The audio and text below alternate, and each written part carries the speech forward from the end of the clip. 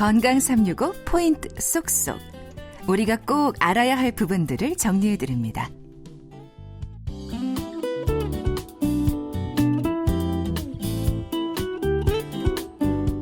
건강 365 박광식의 건강 이야기, 오늘은 황반변성에 대해서 알아보고 있습니다. 순천향대 서울병원 안과 이성진 교수와 함께하고 있는데요. 그러면 교수님, 황반변성의 증상들을 환자분들이 호소하는 증상들은 좀 여러 개가 있을 텐데요. 어떤 것들이 있는지 설명 좀 부탁드립니다. 그 건성 황반변성인 경우에는 증상이 없어서요. 반드시 안과를 가셔서 눈 상태를 꼭 검사를 해보셔야 됩니다. 보통 우리 아까 점들만 있을 때는 이 점들이 뭐 그렇게 시력에 큰 영향을 주지 않기 때문에 사진을 찍어봐야 된다 그랬죠. 네. 망막 학회에서, 안과 학회에서는 40세부터 이 검사를 1년에 한 번씩 받도록 권하고 있어요. 왜냐하면 증상이 없는데 눈 속에 그 노폐물은 점점 진행이 되잖아요. 네. 그래서 나중에 100명 중에 10명은 그 물이나 피가 나와서 어쨌든 습성으로 변해서 안 보이게 되는 그 위험성이 나중에 생기거든요. 그때가 되고 나면 너무 많이 늦었어요. 네, 그래서 40세부터 1년에 한 번은 눈 검진을 받도록 돼 있고요. 눈에 만약 이렇게 증상이 만약 생겼다. 어떤 증상들이요? 사물이 휘어져 보이거나 가운데 까만 점이 가려 보이는 증상. 암점이라고 하는데요. 이 휘어져 보이는 거를 변시증이라고 하고요. 변시증과 암점이 생기면 무조건 안과에 가셔야 됩니다.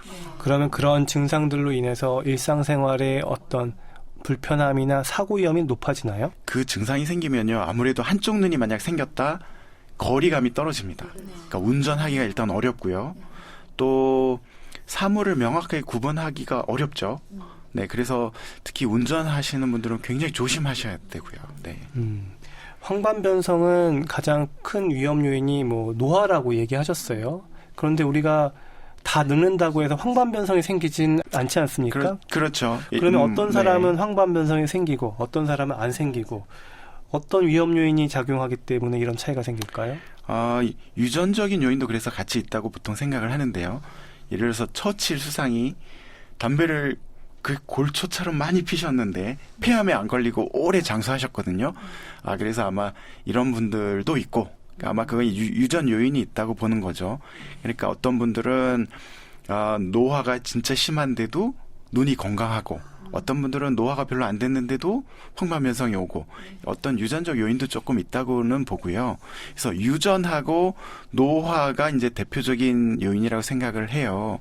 근데 이 두 가지는 사실 엄밀히 말하면 우리 마음대로 고칠 수 없는 부분이에요. 네. 노화도 그렇고 유전도 그렇고. 네. 그래서 이건 어쩔 수 없는 부분이 상당히 많은데요. 어쩔 수 있는 부분들도 있습니다. 그러니까 우리가 조금 노력을 하면 이 병을 조금 지연시키거나 막거나 할 수 있는 부분이 있어요. 환경적 요인이 있는데요. 결국에는 이 노폐물이 생기지 않도록 하는 게 관건이잖아요. 네. 그렇죠? 현재까지 알려진 눈의 노화로 현재까지 알려진 그 노폐물을 생기게 하는 요인 중에, 그러니까 말하자면 그 옵신이라는 단백질을 완전히 분해하지 못하도록 하는 여러 가지 요인들 중에 첫 번째가 자외선이에요. 자외선. 네. 자외선을 많이 받으면 자외선이 피부암만 일으키는 게 아니고 눈 속에 들어와서 그 청소 기능을 시력에 관여하는 그 단백질을 분해하는 그 기능을 망가뜨리는 거죠. 그러면 노폐물이 쌓일 수 있겠죠. 두 번째는 담배입니다. 네, 담배. 근데 담배만 그런 게 아니고요. 술도 그렇다는 연구가 굉장히 많아요. 네, 담배가 그런데 굉장히 위험합니다. 담배 속에 있는 어떤 그런 나쁜 물질들이 혈액 속을 돌면서 눈 속의 망막의 그 기능을 청소 기능을 약하게 만들고 나쁘게 만들죠. 또 세 번째는 콜레스테롤인데요. 이 노폐물의 그 많은 성분들이 지방 같은 그런 거예요. 콜레스테롤이에요. 그래서 콜레스테롤이 몸에 늘어나면 늘어날수록 또 노폐물이 많이 생기겠죠. 근데 콜레스테롤 중에서도 기름진 고기에 있는 그런 콜레스테롤. 그러니까 별로 좋지 않은 그런 콜레스테롤이 세 번째 원인이고요. 그 외에 고혈압도 관련이 있을 수 있습니다. 고혈압도 혈관을 약하게 만드니까요. 그러면 이런 것들을 좀 좋게 해줄 수 있는 거는 뭐냐? 아까 말씀드렸는데 루테인. 네, 루테인이 많이 포함된 그런 채소나 녹황색 채소, 비타민도 그런 역할을 하거든요. 과일에 많죠. 그래서 녹황색 채소, 과일, 그다음에 견과류에 있는 그런 좋은 콜레스테롤, 견과류에 있는 거 뭐 생선에 있는 것도 오메가3에 있는 생선 이런 거는 좋은 콜레스테롤로 알려졌는데요. 그래서 이런 음식에서 어떤 답을 찾을 수 있을 것 같습니다. 그러니까 환경 요인들은 좀 우리가 신경 쓰면 좀 예방할 수 있다. 이렇게 정리하면 될 것 같고요. 그러면 황반변성하고 좀 스마트폰 요즘 하도 전자기기 많이 보니까 이런 것하고의 뭐 연관된 연구들은 있습니까? 예, 눈이 건강하거나 몸이 건강하면 빛을 많이 받아들여서 아까 단백질 얘기를 했는데 단백질들이 많이 사용이 되고 이게 완전히 잘 분해가 될 수 있죠. 노폐물이 생기지 않습니다. 눈이 건강하면 드루젠이라는 게 생기지 않겠죠. 그런데 노화가 되거나 그래서 이 청소하는 기능이 떨어져서 노폐물이 생기게 되면 황반변성이라는 병이 생기겠죠. 그래서 젊은 사람들한테는 이게 문제가 별로 안 돼요. 스마트폰을 많이 사용하고 하는 게 문제가 안 되는데 어르신들은 스마트폰을 많이 사용하면 사용할수록 이 단백질도 많이 소비하게 되고 이 단백질이 분해가 되는데 문제가 되고 아무래도 영향을 줄 것 같습니다. 그래서 특히 이 눈이 회복하는 기능은 밤에 이루어져요. 밤에 눈을 사용하지 않고 충분한 수면을 취하고 그 기간 동안에 그 다음날 일할 충분한 단백질도 생기고 눈의 상태가 회복이 되거든요.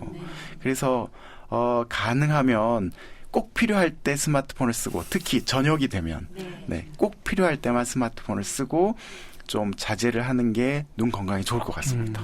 한 가지만 더 질문 드릴게요. 그럼 황반변성은 치료가 가능한지 그리고 조금 더 일찍 발견하면 조금 더 치료 효과가 좋은지 궁금한데요.